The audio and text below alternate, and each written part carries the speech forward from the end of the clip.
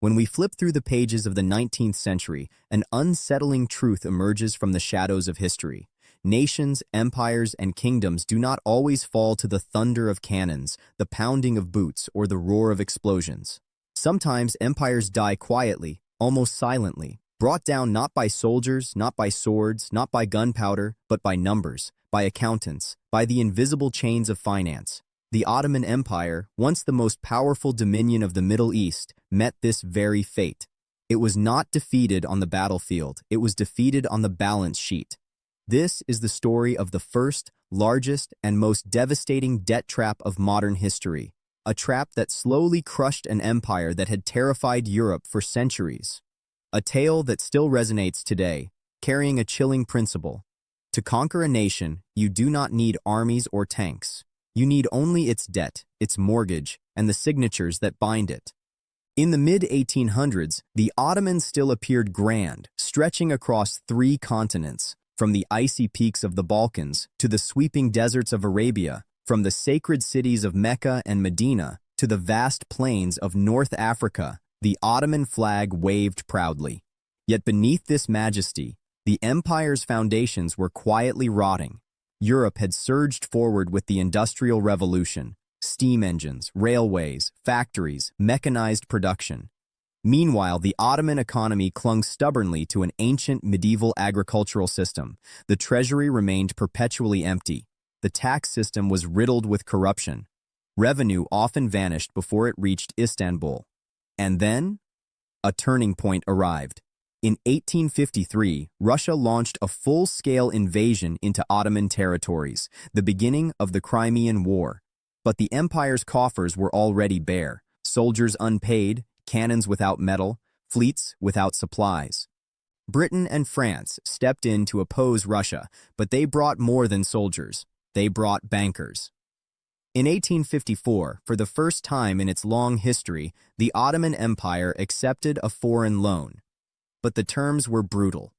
The loan was written for 100 units, but only 80 ever reached the empire. Yet interest had to be paid on the full 100.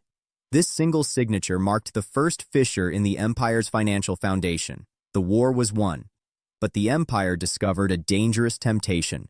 With the stroke of a pen, gold and silver could flow into Istanbul. Like a narcotic, these loans began to pulse through the veins of the empire. The war ended, but borrowing did not. The Sultan dreamed of transforming Istanbul into a glittering European capital. Instead of investing in factories, education, or infrastructure, he drowned the empire's future in luxury and spectacle. Nothing symbolized this extravagance more than the Dolmabahce Palace, a magnificent, glittering palace of gold, 14 tons of gold, towering crystal chandeliers, Italian marble, Bohemian crystal, all bought with borrowed money.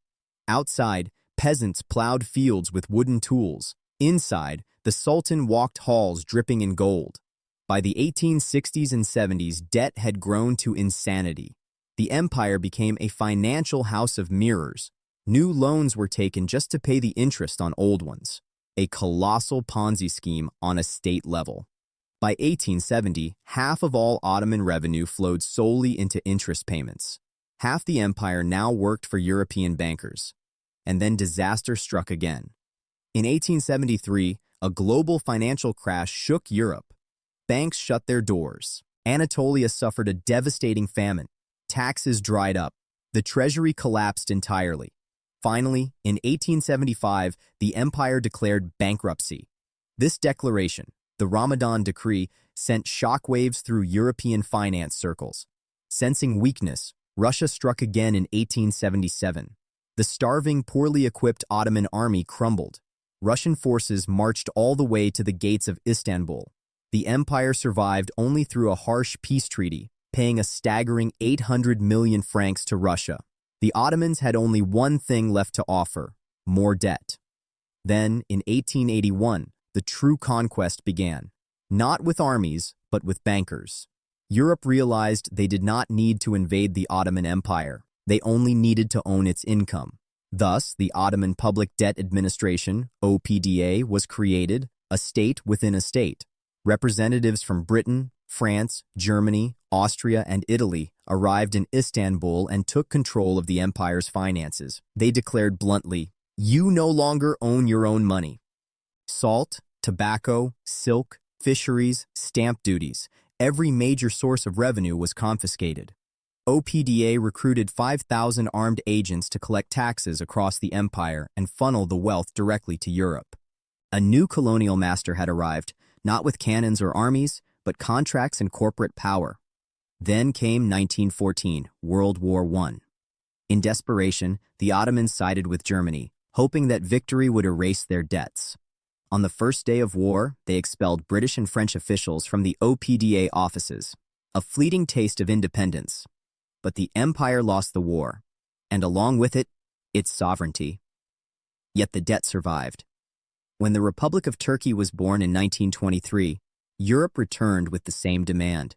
The empire is gone, but the debt remains. You are the successor. You must pay. Mustafa Kemal Ataturk fought fiercely, negotiating reductions. Still, the debt had to be repaid. The last Ottoman debt installment was paid in 1954, a full century to erase a single signature.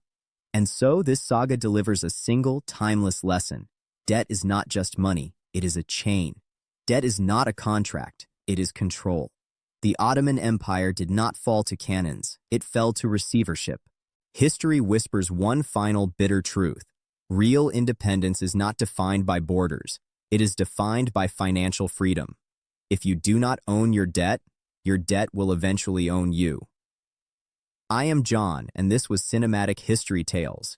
If you wish to view history from a new angle, subscribe now, so that when history is written again, you will be among the first to uncover the truth.